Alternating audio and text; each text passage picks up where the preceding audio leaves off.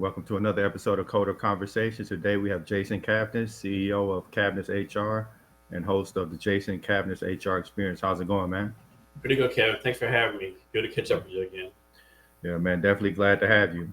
Can you tell the audience a little bit about yourself? Yeah, it's always hard to do that when you talk about yourself, right? But it's something you got to get used to do it as an entrepreneur or whenever you're trying to do something, right? So I like to say I'm a tattooed INFJ retired U.S. Army officer. Tattooed because I have like 45 tattoos all over my body. INFJ because of Lamar Briggs, I'm INFJ. Supposedly, there's only 1 or 3% of us in the world. Like we like do things differently, and we're like kind of weird. And I spent 25 years in the Army where I retired like back in 2015. I'm a CEO founder of an HR tech startup called Cavness HR. We do HR companies for 49 or fewer people. I'm sure me and Kim will get into all the tech challenges I've had with that as far as being a non-tech founder. And also, Kevin said, host a podcast where I talk to interesting people. So like long-form in-person podcast. Actually, I have a lot of fun doing that. So how did you make the transition from the Army into HR?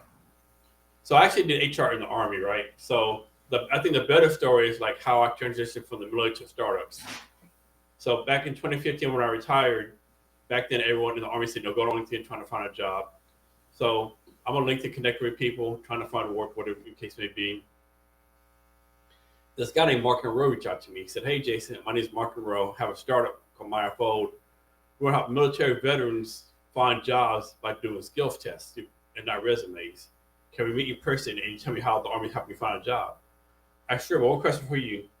What the blanks of a startup? Had no clue, no concept what a startup was, right? Like you just can't start a company. That's not allowed. All the companies in the world already does this, right? He laughed, give me a quick dummies version of startups, and it really intrigued me, right? And I made him really hit it off, so I convinced him to let me work for a startup for a couple of years. And from there, I learned that most small businesses don't have HR, so just like a slow transition that way. Of course, a lot more details to it, yeah, but it was very interesting. So yeah, what were some of the challenges that you've come across when you started running your own startup? So the challenge is, everyone's gonna be nice and like, yes, Jason, I'll buy it. Jason, I'll do this, But are they really going to, right? Are they just being nice because you're a friend or because, even if they're not your friend, most people don't want to tell you that your idea sucks, right? So how do you really get true feedback, right? And then, on the other end, somebody might give you true feedback, but they're just like a jackass with it, right? So it's a balance, You just got to learn how to listen to people and what they're not saying.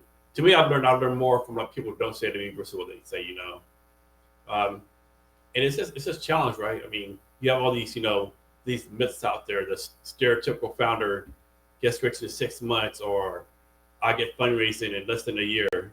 I mean, that's true if your last name is Zuckerberg or Musk, or maybe Adam Newman, the guy from WeWork who just raised like $100 million.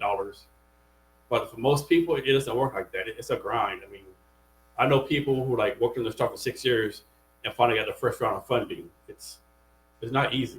And then the time cost loss, right? Suppose you could have made like 80,000 a year, right? That's the money you lost too. But not only that, the time you lose, right? Time away from their family because, it's a grind. Yeah, I've heard it usually takes like 5 years or so before new businesses become profitable. Like, how did you stay afloat until the profits started coming in? So I'm very fortunate. Like I said, I retired from the Army and, have a few bills, but, I'll be honest, if I was like just a regular Joe person, like had no retirement, there's no way I could do this, right? I mean, there's no way. I couldn't imagine like having a full-time job, making good money and doing this full-time, right? I mean, I know people who do it, more power to them, but I don't think I could do it, right? That's why I'm very fortunate having like a military pay that can like pay all the bills and still like give me like bootstrapped, so to speak. But yeah, like those people out there like doing a full-time and a full-time job, yeah, more power to them, but that's a lot. So if you did have a full-time job, you said you would just do this on the side? Yeah, I'll probably just do it on the side because that's one thing. Like they'll tell you, keep your full-time job doing the side until you get traction and stuff. But then most investors won't even talk to you unless you're doing this full-time, right? So how do you transition from? And another thing, like if you're doing a business, like some people will meet you on the weekends after 5 p.m. Like is a customer really going to meet you at 7 p.m. on a Thursday night? Maybe they will, maybe they're wrong, right? And if you have a job, you have to go in the office every day from 9 to 5 and be in a cubicle, and people are watching you. Like, it's gonna be hard for you to like do stuff for your job between 9 and 5. But there's so much advice out there too. This thing I talk about too. If you do start a company, you'll get so much advice from people. Some you won't ask for, some you will ask for, and you gotta take it with a grain of salt. Because someone might tell you something that was successful with them like 2 years ago, but there's a different economy, different area. Your business might be different, so you have to take everything with a grain of salt. And most people do, like, have good intentions. Also, be aware there's a lot of scammers out there, right? Who like feed on like new startup founders and like only want to. So they'll say, "Hey, pay me $50 a month. I'll do this for you," and they do nothing, right? Exactly. So how do you determine whether somebody is actually capable of doing what they say? Like, what are some of the criteria? Yeah, so that's something I definitely sucked at first, right? Another problem I had too, like not a problem, like mistakes I made. It would be like I always see a platform, right? I don't really need this platform right now. Suppose I have a sales platform. I don't really need a sales platform right now. But they offer me for like a extra, like too much free, 50% reduced cost, whatever the case may be. I can afford this. And then 8 months later, I spent all this money and I've never used it. So even though it sounds like a great deal, I basically flush down this money down the toilet. And there's so many like people out there doing things like I don't care if it's HR, marketing, sales, product development, Google Analytics. There's literally thousands and thousands of people who are doing something right. And there's really no way for you to like do the background check, a deep dive. So sometimes you got to trust your instinct, trust the websites. Hopefully, you know people who can refer you to you. For example, at least once a day, I get a LinkedIn message from somebody in Bangladesh talk about, my SEO is horrible. They want to fix it for me. Hmm. I can't talk for anyone else, but I don't know if I'm gonna like give my SEO up to some random guy in a third world country, right? I mean, I'm sure some people do and are fine with it, but I don't see doing that, right? And also, I think you have to have a lot of touch points with people too. You gotta, and then again, even you trust someone and you know them, there's there's still a risk that might rip you off, right? Because you never know someone's true nature, so to speak, right? You might see them at every networking event, everyone likes them, and then pay them some money for doing something, and they ghost you, right? It's not easy. It's a hit and miss. Like I gotta say, like I'm not God, so I don't know people's heart or with the line or not. You just have to take the risk because eventually you can't do everything yourself. So a lot of it's word of mouth, really, like the. Yeah, word of mouth, your instincts. Like for example, if like here's a good one. So me and Kevin Pre both active on LinkedIn. I get this all the time. Someone will send me a LinkedIn message. Hey Jason, I saw your LinkedIn profile. You can be doing a better job growing your network. And they'll send me this like 10-page paragraph on LinkedIn message, like why I should let them take over my LinkedIn profile. And I looked at their profile and they have like 200 connections, right? Yeah. I have like way more than that, right? Like why am I gonna let you? That doesn't make any sense to me, right? Exactly. So, like speaking of LinkedIn, you say you got 20,000 followers. How long did it take you to grow to that many followers? So I got my account in 2013. So it's definitely been a slow process, right? But first, every time I meet someone at a networking event, I say, "Do you want to connect on LinkedIn?" Or I used to send out a lot of connections. I really don't send out to be connections now. But, I mean, I do have 20,000, and that might seem a lot, but I know people are like way more than that. Like those people like almost like a million followers on LinkedIn, right? So I'm very junior. And then I don't know who made up this rule, but suppose the rule is you need to have at least 500 connections on LinkedIn to be like a known person on LinkedIn, I guess. Who made that rule up? I have no idea. But I always heard that 500 rule. Have you had like any interesting opportunities as a result of being visible on LinkedIn? I mean, a lot of people reach out to me on the podcast. Of course, I get all the, like everyone else does, all the, I hate to say spam messages, but spam messages, And I think lately, like probably like once a week, I get some random LinkedIn request from someone who's like a Asian female. It'll say she's 24 years old, but the CEO of some billion-dollar company out of Singapore, right? So I get a lot of those, And LinkedIn just is an interesting place, right? like it doesn't know what it wants to be. I think is it business? Is it Facebook? Is it something else? I think it would be everything, right? There's a lot of great content on there. Um, I know a lot of people get mad and they'll post like, I don't like this post. It's blah blah blah. I would be like, if you don't like it, maybe it's not for you. Just scroll on. You don't have to leave a comment, But a lot of people like feel like they gotta leave a 2-paragraph comment on why this certain post is not for LinkedIn, right? Well, Hmm. maybe it's not for you. Maybe it's for her followers or maybe whatever the case may be, right? Yeah, it's definitely an interesting place, man. Speaking of podcasting, what made you want to get into the podcasting sector? So I did it. So I made some big pivots on podcasts. I really did my podcast. It was called the Cavness HR Podcast. It was like market my company. When I first did it, I did like everyone else, like 30-minute podcasts, and I was talking to other HR people. And finally, like sometimes I'm kind of slow as for like being smart, Sometimes the light bulb like comes on real slowly. So it finally dawned on me, like if you're doing the podcast for a company, these HR people are not going to buy HR from you, right? Especially if they own HR company, HR director, right? Makes no sense, right? And so I transitioned to the Jason Cavness experience, where I talked like people like entrepreneurs, other interested people, small business owners. Also, when I was doing a 30-minute podcast, like it just went too fast, right? Because I'm a curious person. I had all these questions I want to ask, and so I transitioned to like a long form podcast, so I could ask questions I want. Like I had the guy on Saturday, uh, Kevin.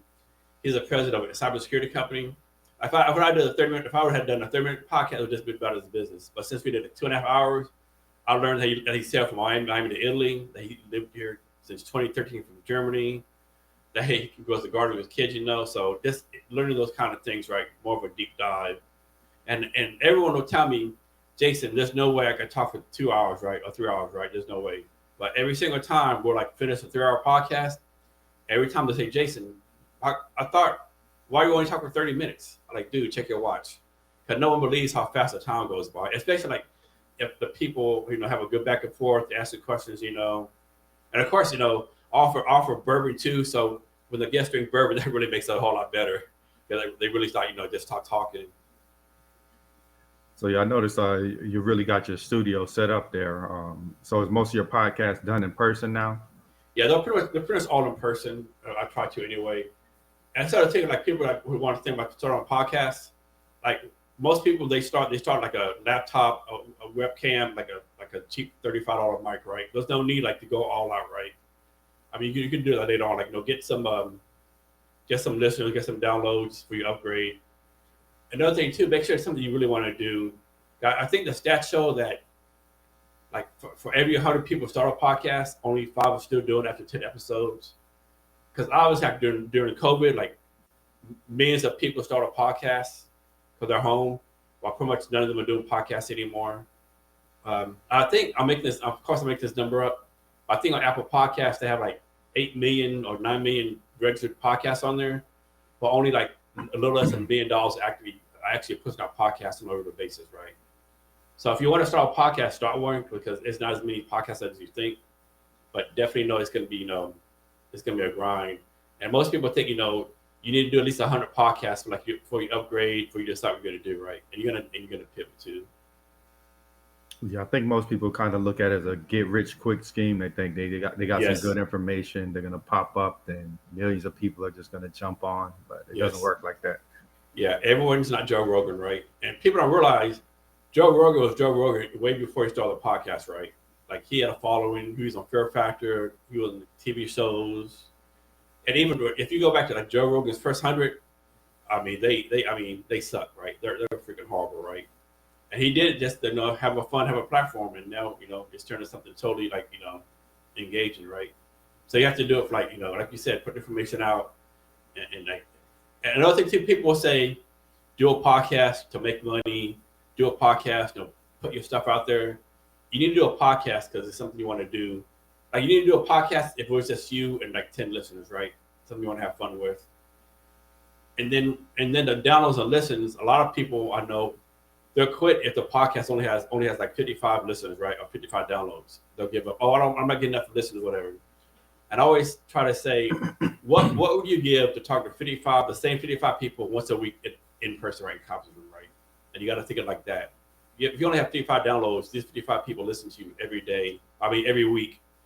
and you give them the information. That's 55 potential customers, 55 potential something right that you have that you Yep. would have regardless. Yeah, no, a lot of people don't realize it's like really hard to, get attention because there's so many other podcasts. Oh So that yes, doesn't determine the quality of the podcast. It's just like hard to break out when there's so many other people doing the same thing. and that's a great point, Kevin. Like you're just not competing against other podcasters. You're competing like TV, Netflix, radio. You're competing against all forms of content. You're competing against somebody that's decided, you know what, I'm not going to watch anything today. I'm doing 24-hour digital fast, right? You're competing against all of that. Exactly. So like it's almost like you have to do something extreme to stand out, or you just have to be extremely consistent. To Yes, yes. like, what are some of the biggest lessons you've learned while podcasting? Um, just I think you just gotta be consistent, and I think the main thing you gotta, for me, I think you have to put the focus on your guests, right? You have to make your guests shine as best as you can.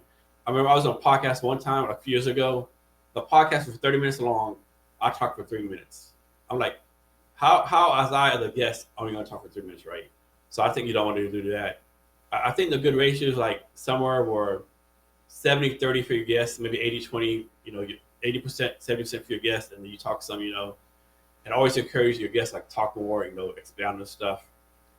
Um, of course, there's a fine line. If you ask a question and 30 minutes later they start talking, you might want to, try to cut them off and redirect them. And another thing with podcasts too, you never know who's listening, right? I mean, you just never know who's listening or not listening. I've been a networking invest. Oh yeah, I listen to your podcast all the time. I mean, and like because you sometimes forget when you're doing podcasts that people actually listen to it, right? Yeah. And it's evergreen content. So I've had people say, "Hey, I just listened to your podcast with so and so." Like, man, I didn't hear him like 2 years ago, right? How do you find that? Oh, I just went to a Google search and it came up. So there's that. And for me, it's just a lot of fun. I get to meet a lot of interesting people I would never met. I'm a naturally curious person. Like when I talked to the guy Kevin on Saturday, I had no idea he was in sailing, so I could have talked for like 2 hours just on sailing, right? I mean, like this dude, he sailed from Miami to Italy with 3 other people on a sailboat, and none of them knew each other, right? So like you just learn stuff like that. Like I know the guy I learned of Brett Green. He's like really big in the tech startup scene here. He was a road manager for the Ramones for 10 years. I would never learn that. So you just learn a lot of interesting things about people you wouldn't know if you just did a 30-minute podcast. And people will say, I'm sure you think the same thing, Kevin, like, how you get all these guests? Well, first of all, like someone used to have something to sell, right? Either a book, a product, they want to talk about themselves. Especially if you're an entrepreneur, right? Most people as entrepreneurs want to get out there and talk about as much the company as much as they can. And with you, with junior developers, the developers, they want to know how they're growing, themselves to get a job, right?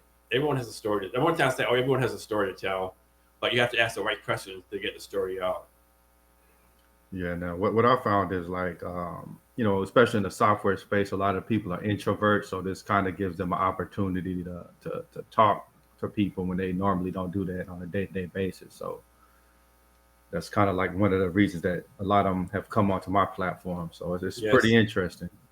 Yeah. Plus, you ask great questions too. I think that's a big thing too. Like, I would listen to some podcasts, and you were like, man, that's how this guy asks horrible questions, right? Or this guy's not a good conversationalist, right? And people ask me where I get my question from. So my process is when someone comes on, they send me their bio, and I do like a quick Google search or social media search. I get my talking points from there, and then before we go live, I ask them, what is anything specific you want me to ask you? And then probably more importantly, is there anything you don't want to talk about? And then we just start talking, right? Because something pops in my head, I might ask it. As long as like too crazy, but usually something pops in my head, I just ask that question. So like when you started your podcast originally, it was a HR based podcast, and you kind of transitioned more into a Yes, general space. yeah, just HR questions. Yeah, it was got so boring, Yeah. same stuff every day. And what I used to do, and I quickly changed. I used to ask like the person, "What do you think about what do you think about HR?" Some would say, "I don't think about it at all. I don't need HR." So probably was a good thing for me having time of HR business, but people say HR is not needed, right? So I had to quickly change that. Exactly. I think it's kind of the danger of being too niche. Like most of the podcasts they start sounding the same, like you mentioned, and you get bored. And if you're bored, that's it for the podcast. Yeah. You know, And I know some people say you should do your podcast, like be niche, like only talk to HR people, only business. But even though like I'm pretty general, like all my beta testers, my customers, my letters of intents, all that came from the podcast. My board of advisors came from the podcast. So a lot of stuff came from the podcast, even though it's not like a niche HR thing.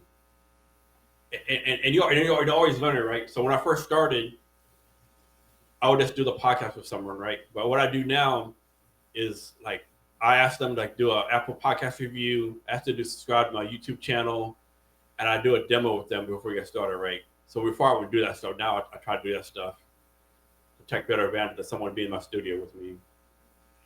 yeah, I think like with the niche thing that initially it can get you more eyes, but it's kind of dangerous because if that sector kind of falls out of favor, then your podcast is essentially done for. So, Yes, yes.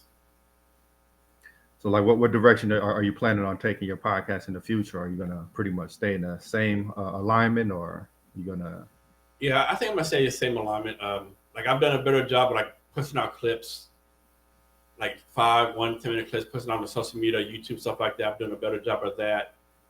Um, I just got to move to a new studio recently, like on March 1st. So I'm doing an in-person podcast now. Again, that's been real good. Upgraded some of my camera equipment. Had a guy, my friend of mine, Kevin, he set everything up for me, like the wiring, the lights, he does stuff for me. So that's a big help. That's a big advantage I have too. So it would just be, it would be like stuff everywhere, right? The angles are correct, all that kind of stuff. So that's good. And I just like, I just like doing it, right? It's, even if if I shut down Kevin's H, I would still keep on doing the podcast, right? Yeah, exactly. I think that's the strength of actually loving what you're doing because like when you don't see that you're getting the numbers you expect, if you don't love it, you're just going to end up quitting. So Yes. I, I think it's that consistency that eventually you'll start breaking through once more and more people start watching, but you have to kind of stick with it until you get to that point. Yeah. And then you always get like little facts that make you think you're doing better, right? Because like I get emails every day from like podcast agencies or people want to be on the podcast. Last time I checked, I think I have a backlog of 150 people want to be on the podcast, both either in person or over Zoom, right? So to me, that's a good indicator I'm doing something right. And eventually numbers come. Even and like my numbers are like high, but another thing like regarding the podcast, I think stats will show if you only get like 500 downloads an episode, you're like in the top 50%. If you think about 500 downloads, it's not a lot, right? Mm-hmm. So, and then I think if you have like 1,000, you're like top 90%, something like that. Of course, the Joe Rogan, the Tim Ferrisses, the Gary V's, like the top 0.1%, right? Millions of views, right?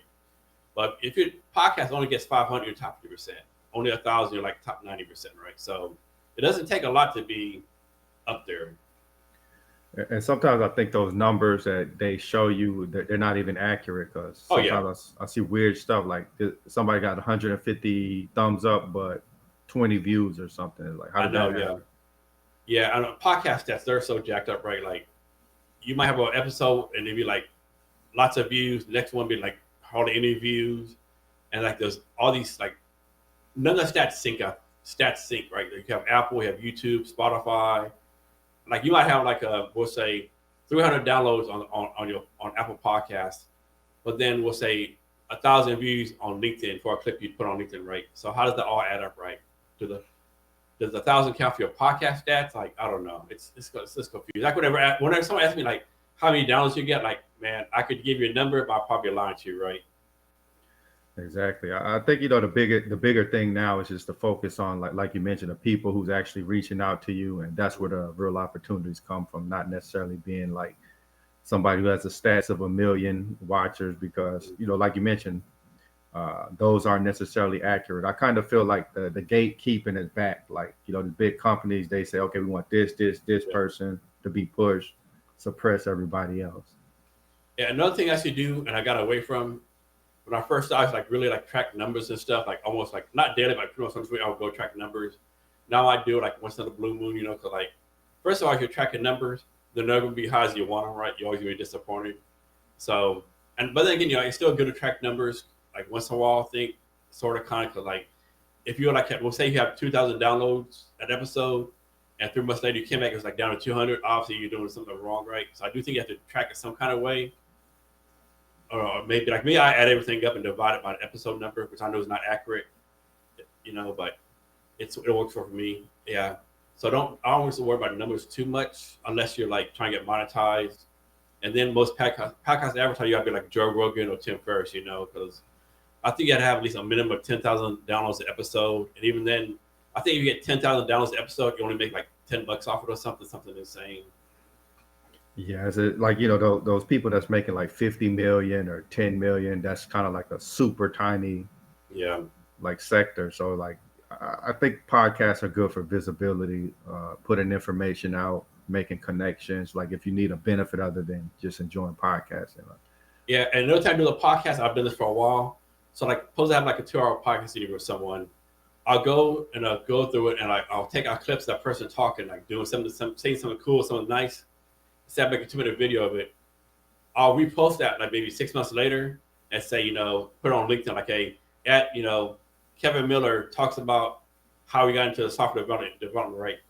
And what it does, like, Kevin will get tagged, and I'll be like, oh man, I forgot about this podcast with Jason. And just maybe, he might just talk to someone who needs HR. Or maybe, so it keeps you top of mind with those people you talked to before, and let you know that, hey, I'm still posting stuff for you. I'm still doing stuff for you, so to speak, right? Exactly. Like, and then plus, I think like even with startups, we always like have this shoot for the moon philosophy. Like it has to earn millions of dollars or it's a failure. Like why can't it be successful if it earns you a few extra thousand a month? Yes, definitely. So like, what are some of the more interesting guests that have been on your podcast? Oh man, I've had some great guests. So last week I had a guy named Byron Robinson. He ran the 400-meter hurdles in the 2016 Olympics. So that was a great guest. He's in the financial industry now. I had a guy named Charlie Contugo. I know I said his last name wrong. He's like pretty much like top photographer in Seattle. He used to be a musician. He had a good life story. One guy, Miguel Ayala, out of Denver. He has a company that they ship satellites into lower orbit. A guy named Quentin Morris. He's like a master violinist here in Seattle. I just had quite a few interesting guests. I've been fortunate with that. How did you said that like you have a huge backlog? Are they reaching out to you or are you reaching out to them? It's a combination. So like what I do, I reach out to my first connection on LinkedIn. I don't know is it relevant. Like suppose but first connection links like a real estate agent. I'm not gonna have them on podcast. The financial advisor, but like I reached out to one person. She's the executive director for the American Cancer Society, so I reached out to her. So I thought it'd be a good one. I reached out to a lady. She's the director for the Masters Entrepreneurship Program at University of Washington. So as long as I think it'd be an interesting story, like if you're real estate, yeah, I'm probably not interested in talking to your financial advisor. Probably not, unless I know you personally. Yeah, and then of course, like for the podcast agencies, a lot of them like they try to talk to coaches. I don't really talk to coaches anymore unless I know them. So it's yeah. Are you kind of like trying to avoid people that just want to get on your show and advertise their product? Yeah, I am. I mean, like that's hit and miss too, right? Because some of them do have stories to tell. Like when I first started, I talked to a lot of coaches, like probably 9%, like you just tell them like I don't want to say like use college shares, but it's all about them, what they can do, So I try to stay away from them now, which of course I can now. I can be a little more discerning in what guests I have on now. So I know a lot of people are using these AI tools and things of that nature. Are you into the AI or are you kind of staying away?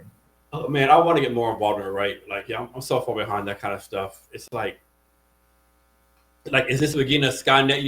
Is the beginning of the iRobot takeover? Like, I mean, who knows? I think there's some good and bad stuff too.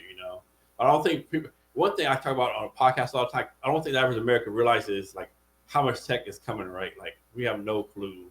Like I think we're gonna have like drone deliveries everywhere. We're gonna have it's I don't know.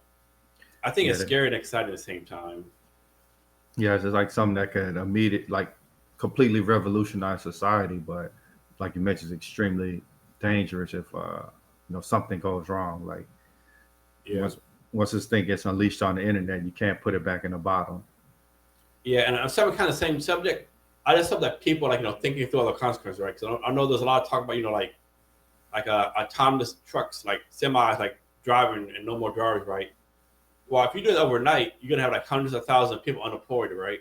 Yeah. Now, of course, they're gonna have find new jobs, like maybe doing something else with the truck industry. But still, like if you got rid of all, I'm making this number up, 250,000 truck drivers overnight, man, that's like a hit to the economy that's really big, right? It's like so, if someone's smarter than us thinking these things through, I hope so. And I've heard some people kind of compare it to like the calculator, but I almost feel like it's more than that. It's more like paying somebody to do your homework for you. Like, how many people are going to lose their skill set because they're just going to chat GPT, hey, type me up a marketing Yeah, promotion? Or, exactly. Because you're gonna lose that brain function because of like oh, what's the clip from man, what's his name? Neil Tyson, the black scientist, the famous Mhm. one. So he was talking about how people always say like, "Why should I learn math? I'll never use math. Blah blah blah." And he says, "Well, the point is not that you're gonna learn math. By using math, you're training that part of the brain to be useful, right? So you don't Yeah. use math, you never use that part of the brain. So if you use ChatGPT, how much of our brain function are we gonna lose? And the immediate danger is like ChatGPT or AI, whatever. What if someone purposely codes in the wrong information, right? Like someone, like Mhm. example, you ask a question, "Who was the first president of the United States?" And someone puts in, I don't know, Dave Chappelle. You know, obviously it's wrong, but 100 years from now, maybe people don't know it's wrong, right? Yep. Like who's validating the information is correct? Yeah, that's a big danger. Like, the less research that we personally do, we're just gonna accept whatever this AI is giving to us. And I think the other Well, danger is like if it's doing the job for you, then it just essentially replaced you. Like you're just kind of like just there. Like if it's writing a marketing campaign for me, if it's writing a novel for me, it essentially just replaced me. yeah, and why pay you? Exactly. Do you think this is going to lead to like widespread layoffs in the future? I think it is. To be honest with you, I think it is. Another thing that was kind of some same subject, like when COVID came, remote work came, and all these people are like, hey, I don't need to go back to office. I can do my job from here. Well, now employers are like, hey, you're right. You can do your job from there. However, anyone can do this job from anywhere. So instead of me paying you 100,000 a year to whatever you're doing, I can pay someone else. Like instead of me paying you $100,000 a year, and you live in Seattle, and you're like 6 blocks away, if you don't want to come to work, I could pay someone in Huntsville, Alabama, 70,000 a year. Yeah. You know, and I don't think people are thinking like that, or maybe just outsource to a third world country. Yep. That's like one of the major trends. I kind of feel like a lot of the tech giants, they're kind of laying people off Oh here, yeah, and yep, they're going to move the jobs over to another country. But I think like it saves those companies money initially, but in the long run, if our economy collapses, who's going to buy their products? exactly. And like you always say on your post, like you're advising people like no matter how good your job is or what is going on, like you know, you gotta search for a job every once in a while, keep your skills up to date. The last thing you want is you work for some company for 3 years and you think everything is groovy, and then you get Yeah. that layoff notice because it's not like these companies say give you a 2 week notice, right? Or hey, Jason, things are going bad, we might lay you off from too much, you need to start thinking for a job. No, it's like, hey, Jason, come in here, you're fired or you're laid off, right? And then you're Yep. like, oh shit. And I think you talk about a good thing too, Kevin. At least I think you do. Like you can't be you can't be like my job is my existence, right? You can't Yeah. be Kevin Miller's a software developer at such company, right? No, you have to be like I'm Kevin Miller, software developer. I'm Jason Cavness, this, right? Because these companies like they have no loyalty, right? It's a two-way street. Yeah, but it's not like it used to be like somebody that stay at a company for 20 years, get a pension. Like pensions Yeah, are non-existent. because they'll go to watch. Yeah, it always makes you laugh when like you hear on LinkedIn someone say, "Oh, so and so left me with no notice, and this is like employees don't work for more." Like get the blank out of here, right? Are you kidding me right now? You know darn well that you would have got rid of that person with no remorse. if you had to. Yeah, yeah. I think people are getting kind of like a PTSD from this job market because they're not being prepared. Like nobody's telling them. Like there's a lot of positivity. That's really what gets people to thumb your stuff up, and nobody's telling the reality. Like you could be laid off at any time from these companies, so you need to have like a nest egg. You need to have savings. You need to stay prepared. Yeah, so have a side hustle and always like if you're a developer, always be learning new skills, upgrading your stuff, making yourself more um, employable or whatever. Another thing too, like people don't realize, well, maybe they probably do right. I don't care what the economy is like, what the unemployment rate is right. It's never easy to find a job. I don't care what Yeah. people say, right? You go to the best economy in the world, it's hard to find a job. Worst economy, it's hard to find a job. It's never easy. And I think for me, my point, I think there's a reason for this. One reason is I think it's always a disconnect. Like, suppose you get laid off. Suppose you have a company and you lay someone off, right? Well, suppose I get laid off from a job. Well, I need to find a job right now, like sooner or later, right? I have a mortgage, have bills to pay. Like, I can't mess around and wait 3 or 4 months to find a job. I need one now, right? Well, if a company's hiring, suppose a company like someone quit from a job, right? And so they kind of need someone right now, but they take their time, right? They're gonna have like other people do additional duties to do their job. They're gonna go through all this interview process. So the employee needs a job now. The company is gonna take the time, right? So I think that's a big disconnect. And another disconnect, I think, is between the candidate, the recruiter, and the hiring manager, right? 'Cause a lot of times the candidate, they apply for jobs not really qualified for. I know some people say, if you meet 70% of the qualifications to apply for it, maybe you do, maybe you don't. Other people say, more higher percentage. So a lot of people apply for jobs nowhere qualified for. I think that's a disconnect. Then of course, recruiters and both candidates they ghost each other now. Unfortunately, right? I look for a job every 6 months. I've had things where I got the final interview and then heard nothing from anyone else. Like, man, I made it to the final interview. Can you at least send me an email saying you're not hiring me, right? Like, so that's ridiculous. I think the one that does not get enough blame is a hiring manager, right? Mm. Hiring manager, they'll do a job description. The recruiter will have the perfect person go there, and then they'll change the description, right? Or, well, this person is not good enough, or this person is this, or this person is that, right?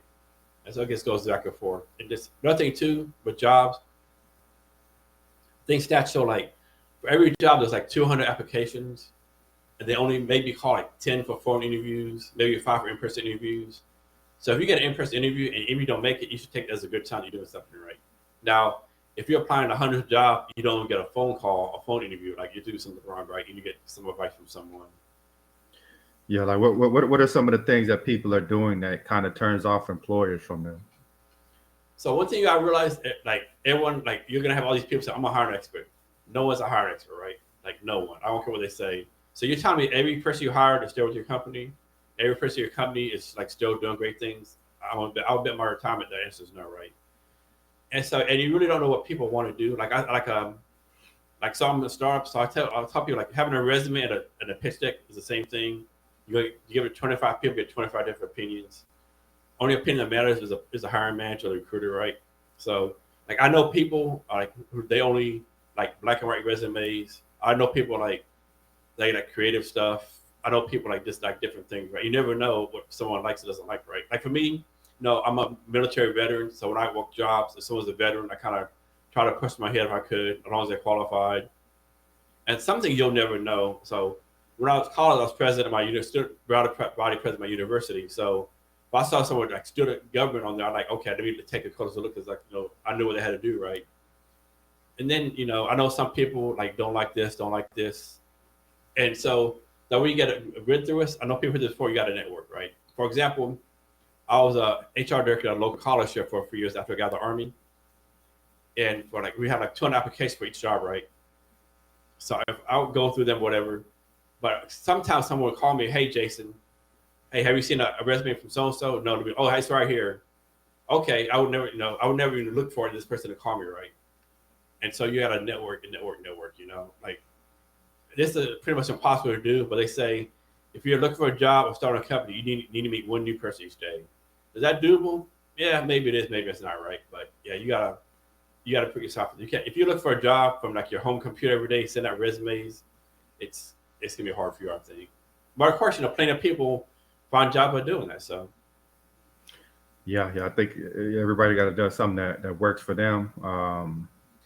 But like from your experience, how important has it been to like actually go out and meet people and kind of shake their hand? Does that make uh, you stand out? yeah, I definitely think it makes you stand out because they can put a name to the face, name to the resume, right? You can say like for example, Post Amazon is hiring here in Seattle, right? Before you put your resume in, of course, Amazon's not a good example, but I use them anyway because Amazon knows for notoriously hiring like slow. But suppose you see Amazon hiring like a marketing manager. Oh, Amazon hosting a marketing meetup. Let me go, and you meet the person hiring, right? And another thing too, like you always got to follow up and do different things. Like just don't send a resume to the website. Find out who the recruiter is. Find out their Twitter handle. Like send them a Twitter message, or Instagram message. Like you got to do things to make yourself stand out. And it's a challenge, right? I mean, we all have lives. If you're married, have kids, or whatever case may be, you got to take care of that too. So it's definitely a challenge. Yeah, I think people don't really realize the importance of kind of like learning marketing in different ways because, like you mentioned, you got to make yourself stand out no matter what you do. Like even when we're doing this podcast, like what makes us different from the thousand other people doing the same thing?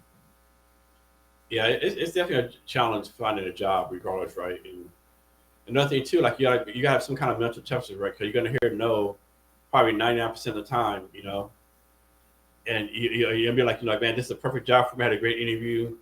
I got a good vibe, and then like they go somewhere else, right? And another thing too, like a lot of people get like depressed or like kind of sad or not having to get hired. It's not fair.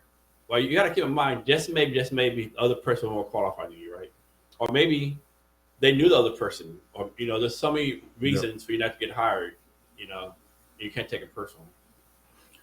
Yeah, that is interesting. Like you never know why your resume got rejected. You could be a great candidate, everything checked off, but like you mentioned, they simply knew the person and that's who they went with. Like, Yeah, I mean, it could be anything, any number of reasons, right? And of course, someone might be illegal, some might be just no personal preference. I mean, I don't know. yeah, I think a lot of people aren't being prepared for the reality of the job market. That's why they're finding it so hard. Like they kind of, in order for like a boot camp, a coding boot camp to get people, they have to almost promise you a job. Like, hey, come here, pay 20,000, we can get you a coding job. But the reality is, you probably got to put in hundreds of applications and Oh all yeah, that kind of stuff. especially with junior developers, and it's really bad in Seattle, right? And like, there's all these coding academies up here, boot camps, and all of them like, pay this X amount of money, and we get you a six-figure job. But it doesn't work like that. I mean, Like, do you kind of foresee like politicians cracking down on these boot camps if they're making those kind of claims? they need to be honest with you, right? I mean, like I said, like there's a boot camp in like every city now. Like anyone can start one. I'm sure some are really good, but and then like if you have a boot camp, like how do you certify your instructors, right? Are you just hiring someone who's been a developer for like 2 years, right? Or are you actually hiring someone who's like used to be a VP of engineering at a big company, right? Like who's teaching these people? Like who's doing that stuff? Yeah, sometimes from what I've seen, it's like sometimes the people that's teaching the boot camp is like graduates. Like, oh yeah, he did a good job. Let's hire him on and Yeah, keep. I've seen that here in Seattle. I can't think of the name, but like someone like they were like top of class, they would become like a graduate assistant. Get paid a little bit of money, and basically like a teacher's assistant, like what they do in college. I've seen a lot of that, which Yeah, can be good, I guess. But I don't know. yeah. I mean, the software industry is it's interesting. Like it's taking a tumble now, but everything kind of goes in a cycle.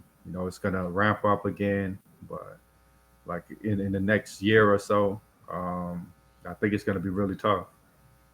So what's your take on this, Kevin? It seems like a lot of developers now they're like they used to had a bachelor degree in something else, or a PhD in something, master in something, or they spent 5 years at a plumber or 5 years as a salesperson, and now they want to be a developer. Do you think it's because they think it's easy money? Oh, I'll just learn this. And I learned this. I can learn development in 6 months and make all this money, right? Yeah, they. I think the big thing about software development is like to an extent there's not the academic gatekeeping where it's like okay you got to have a master's and you got to come from the right school. It's like if you could do the job, you could get paid. But a lot of people don't realize that it's not easy to do that, to get skilled to the extent where a company wants to pay you six figures. Like it's like what really gets you paid is, okay. Say for example, you have this big company, you have multi-million dollar a day product. You know, if something goes wrong, you're paying me to be able to fix it quickly, because the longer it's down, the more money you lose. Like there's a lot of pressure there as well.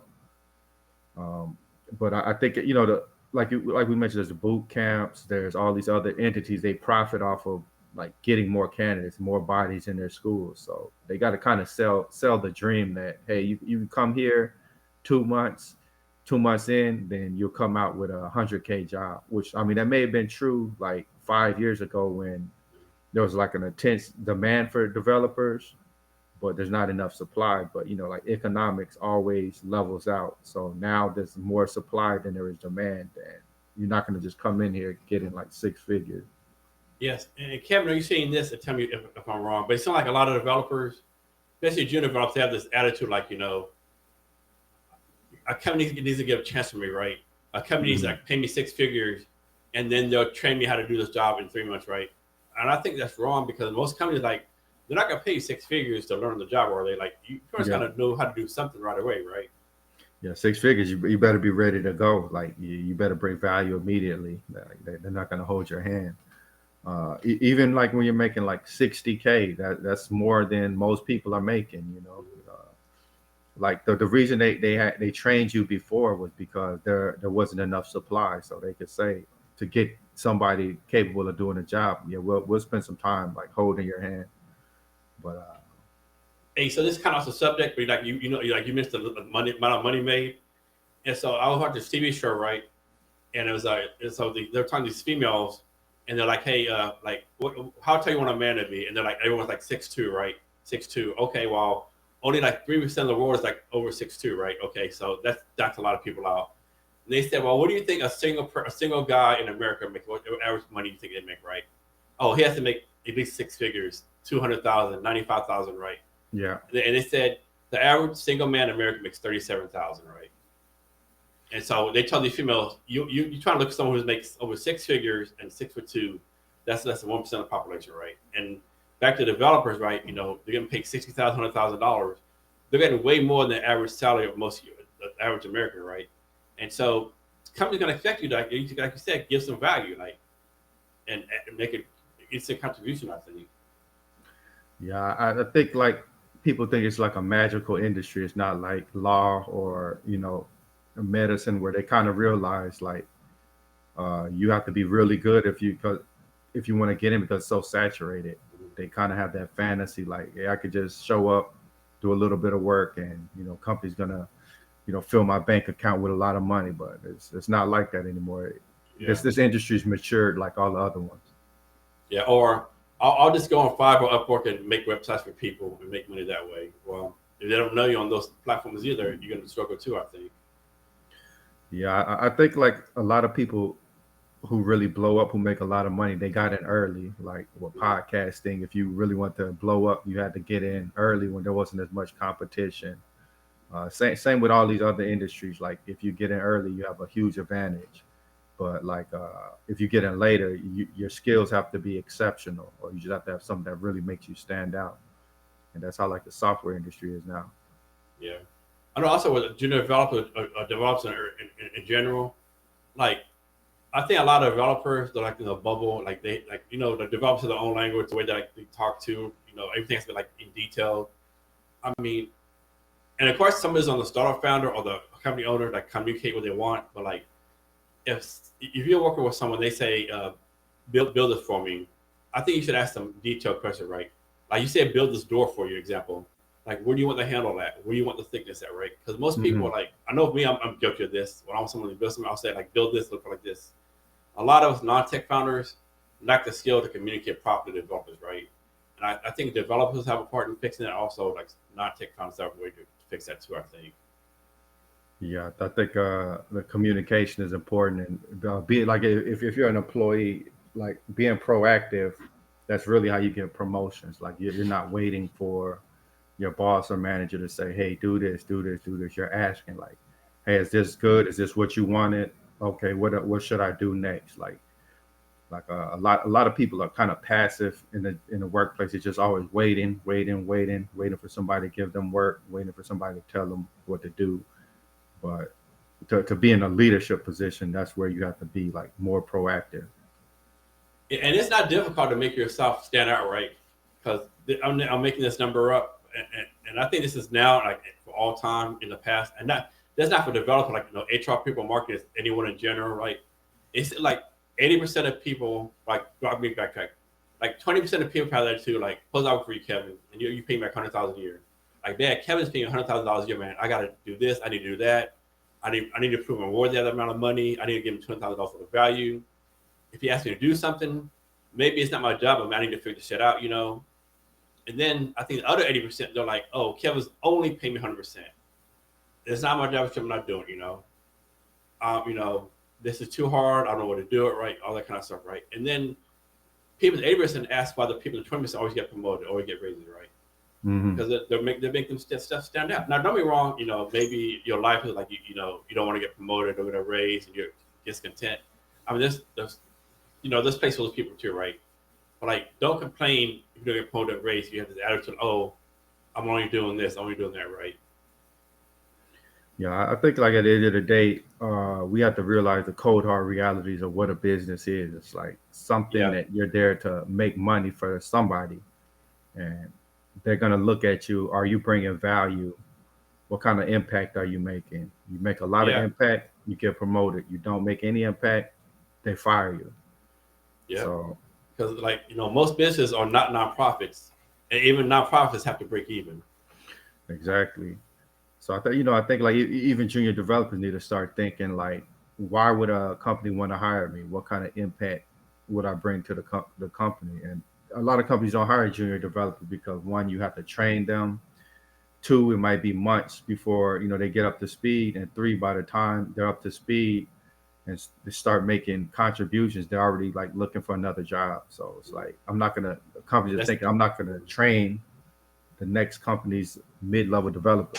I know that's a big risk. Companies have to take. And they don't want to take that big risk. Exactly. So now, like as a junior, you almost have to come in as a mid-level, somebody who's just ready to go. Here's a question for you, Kevin. Let's suppose you're hiring a junior developer, and you ask them, "Hey, let me see your portfolio," and they said, "Oh, I don't have one." What would your Mm. reaction be? Yeah, I probably have to. Uh, if I didn't cut them short, I would have to really like grill them on the technical stuff. Like, do you really know these frameworks? Mhm.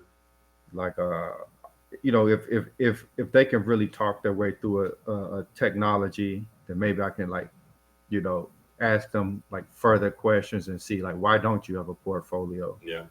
Or maybe I'm working on like a project that I can't really reveal what it is, Mhm. but if they don't if they don't have that portfolio, they're gonna have to do something else that really makes them stand out. Yeah. Like they can't just come and give me the impression that they're not doing any work.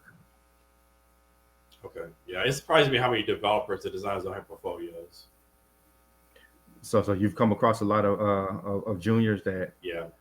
Yeah. like what is their pitch to you? Like how are they saying like A lot of it is like like trust me, I know what I'm doing, or I can't show my portfolio because it's private, or just I've heard all the kind of things.